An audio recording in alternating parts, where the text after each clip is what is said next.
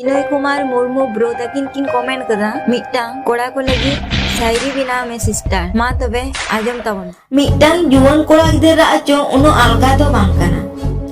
हे मिटांग जुवान कोड़ा गिदरा अचो उनो अलगा दो बांग कना कोड़ा गिदर दो तीसे बाको रागा कोड़ा गिदर जहां तिने गे दाले में तोले में एगेरे बाय रागा उनी तीरे रागा बाड़ायाम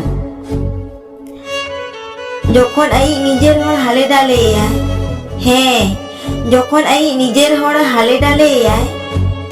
सांगिन ते साहा गिडी कायाय एड़े कथाय मितायाय आइटेन कोन सारी कथाय चुकुयाय कोड़ा गिदर उनगे को रागा कोड़ा गिदर उनगे को रागा कोड़ा गिदरा मने बाड़ी जो पेया कारणते पहिलो रे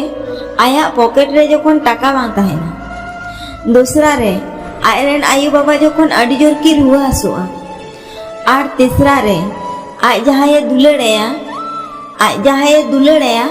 उनी जखन आया जीवन खने आदो।